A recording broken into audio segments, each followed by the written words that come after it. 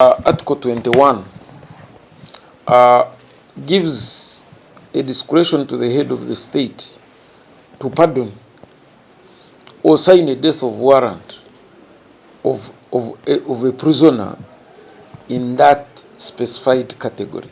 In this communication is a full list of 200 inmates recently freed by the President of the Republic of Uganda.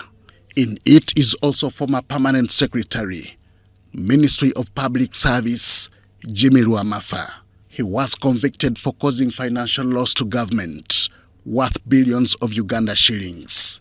He is above 65, so he was fitting in the category of the elderly. 2, he didn't commit a capital offense.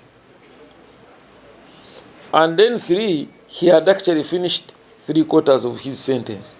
This has since raised questions on how the entire process was conducted before a pardon was reached.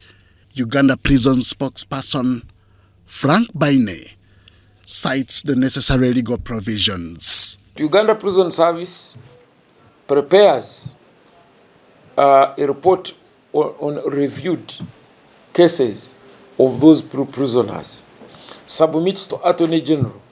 Attorney General sits with the committee, prerogative of mercy committee, because there are 7.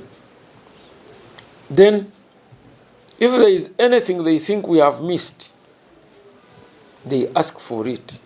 Sometimes even in the middle, like now, before we are even compiling, there could be a need from the top asking for certain categories of people, like I think the other year when we had those foreigners specifically released, because that's what the president wanted to do. So anytime they can ask, or we genuinely submit annually for this kind of program. This time, only minor offenders as opposed to capital convicts were considered. All offenders that have finished 50% of their sentence qualify for this pardon. All old people above the age of 65 qualify for this pardon. Now, the terminally sick, with them there is a bit even lower.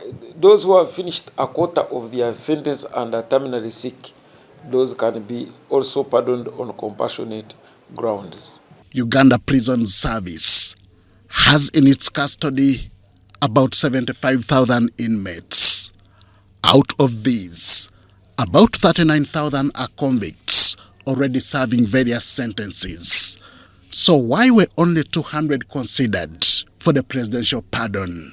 According to the committee, they did not have satisfactory reason as to why they would forward their names, especially on the circumstances surrounding the offenses they committed. As for Richard Arinaitwe, who was convicted for murdering an American volunteer in the late 1990s, here is why he was not considered for the presidential pardon. For the condemned prisoners, you can only appear if you have completed the appeal process. For those convicted to a term of sentence, you must be remaining with less than 6 months. So the conviction that Arinaitwe got is not for less than, I think he can't even tell when for how long he's supposed to remain in the prison, but mainly because he's charged of the capital offenses of murder. That's why his name could not feature in this list. In adherence to the required period of effecting the presidential pardon, the 200 have since been set free. It remains to be seen how more of such inmates will be freed going forward. Henry Okrut, UBC.